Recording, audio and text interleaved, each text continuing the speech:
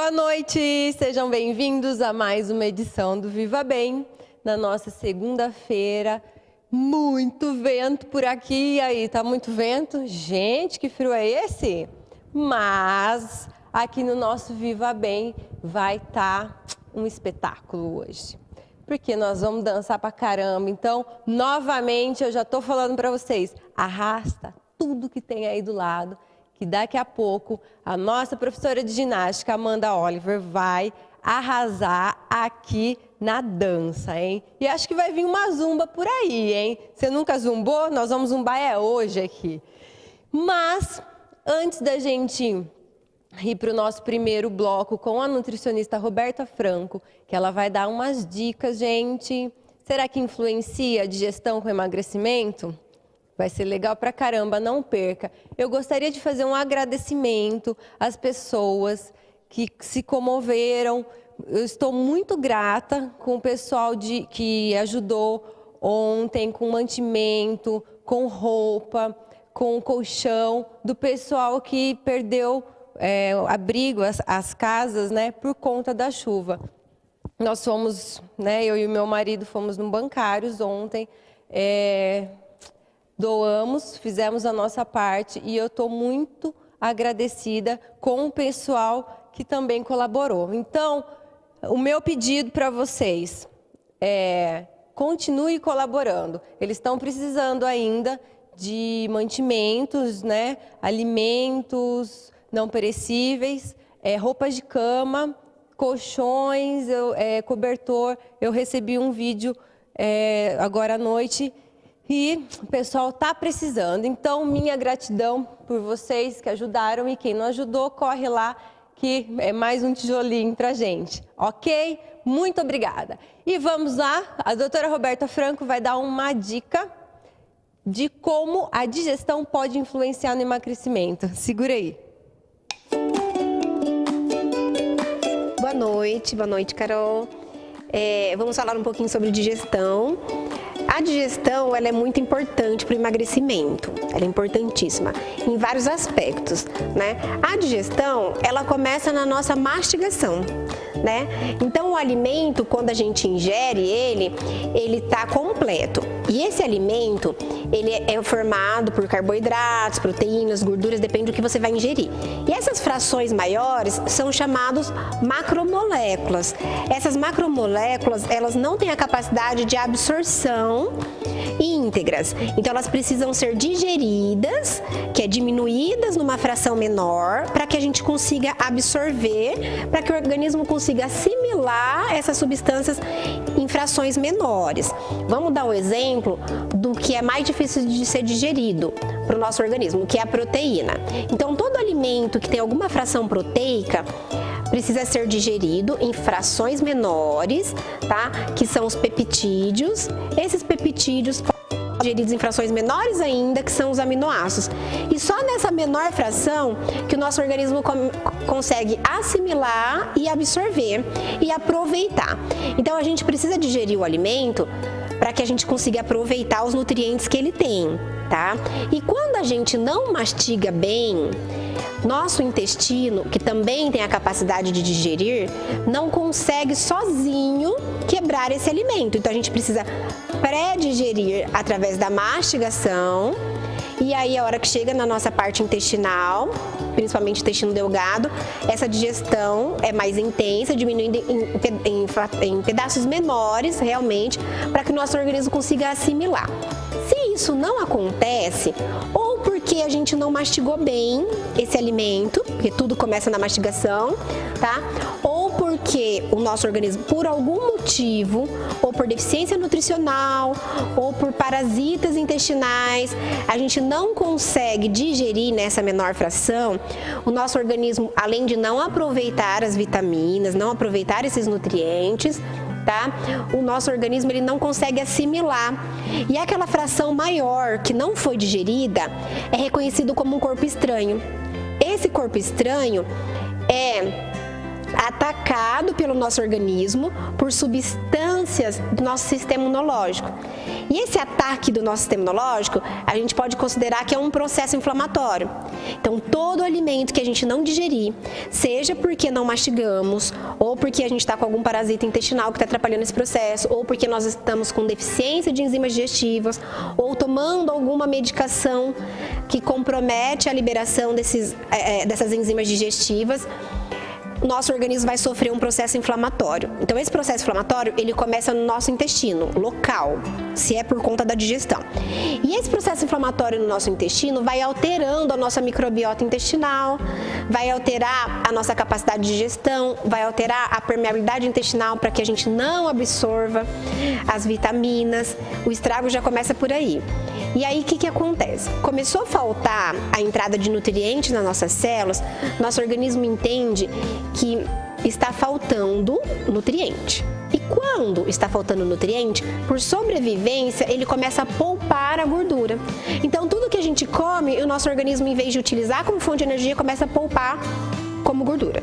Então, esse é o primeiro ponto, porque a digestão acaba atrapalhando no emagrecimento ou faz com que a gente aumente o depósito, principalmente de gordura abdominal. E o processo inflamatório que acontece local, na parte intestinal, vai produzir substâncias inflamatórias. E uma dessas substâncias inflamatórias, que não precisa decorar o nome, é um nome difícil, TNF-alfa, vai fazer um processo no nosso organismo que chama resistência à insulina. Essa resistência à insulina faz com que tudo que a gente come, que deveria entrar nas células para que a gente gaste como fonte de energia, né, e não acumule como gordura, essa substância TNF-alfa não permite com que o que a gente come entre na célula. Então, a partir daí, o que acontece? Tudo que você come, além de não te dar energia, começa a ser acumulado como gordura, e principalmente como gordura abdominal. Né? Então, assim, esse processo inflamatório ele começa a nível intestinal, causando todo esse estrago. A alteração de permeabilidade intestinal vai fazer com que toxinas, bactérias do nosso intestino passem para a corrente sanguínea, causando uma inflamação sistêmica. Essa inflamação sistêmica vai aumentar ainda mais a nossa resistência à insulina, fazendo o depósito de gordura abdominal, aumentando o risco de diabetes, risco de hipertensão e a obesidade. Então, é todo um estrago apenas pelo processo digestivo. Então, a digestão é um ponto muito importante.